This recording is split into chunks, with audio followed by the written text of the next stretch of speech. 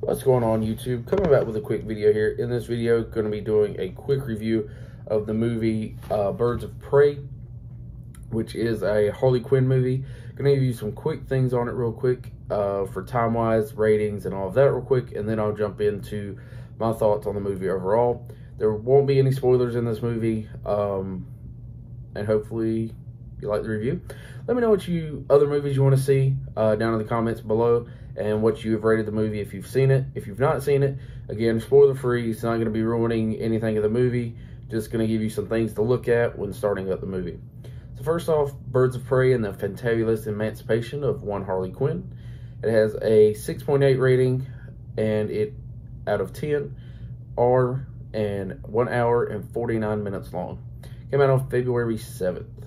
Now, quick thing here, the rated R, I don't really see, well, I see why it's rated R if you actually go by the guidelines that give you the ratings for movies, but overall, really a PG-13 movie with a couple things, if they had left out, would not be a rated R movie, and I don't really think would have hurt the movie at all.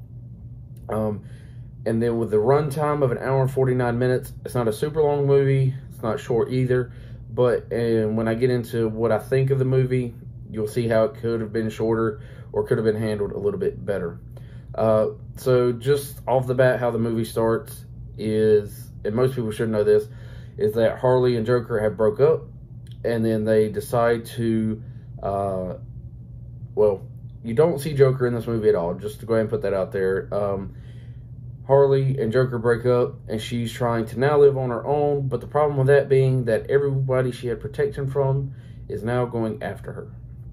So she's just trying to live out her life, but cannot do it because so many people around her are trying to get back at her and for all the weird and crazy things that she's done. So after that, she meets up with superheroes, Black Canary, Huntress, and then Renee Montoya, which I don't really think is a superhero or whatever you want to call her in this movie, but is another person, and they help save a girl. That's just the main plot of the movie. There's nothing else to go off from that. But for my overall thoughts on it, the movie is very funny. Like, overall, I think the movie had a lot of good laughs and a lot of jokes that went on with it. And even if you're not like a die-hard DC fan, you can just dive right into the movie, and it's pretty good and pretty easy to pick up. The downside to it, though, is there's a lot of jump cuts, which I guess is trying to like show her crazy mind, I guess, that she has going from one thing to the next, and jumping back, you know, half an hour and stuff like that to retell part of a story, which in some ways is okay to do, especially with a character like her, but it did draw back from the movie, since 1 minute you're watching her do all this like acrobatic fighting and, you know, weird and crazy fun stuff while she's fighting, to then jumping to a more serious topic going on, or some more creepy, gorier stuff going on in the movie. That's the main problems that I see with it. It's just the jumping back and forth kind of makes you like, oh, what just happened here? Who am I watching? What did I miss in this episode? Or not episode, but this like portion of the movie. So that's my main complaint, is the jumping around. For just to let you know, with the rated R, there are like 2 scenes that I could see as being a little too much. If you're wondering, should your younger siblings or anything like that watch it? One scene, and these are not spoilers or anything like that, you don't actually see these coming because of the jump cut. So again, this might be why. It's not like, oh, I know this scene's coming, block your kid's eyes or something. These are scenes that kind of come out of nowhere. There's a face skinning scene that really isn't that bad until the end of the scene when they're holding them, but that's one part of them. And the other is a scene in the club where villain is yelling at a woman to get on the table and remove her clothes. You don't see anything in that scene, but the tone of the scene and like how it plays out is very just crude and not very good, so, for younger people to see, of course. But there's no real nudity through any of the movie. There's just a couple lines that reference getting punched and stuff like that, and just lighthearted jokes that I guess can cause it to go a little awry on those things.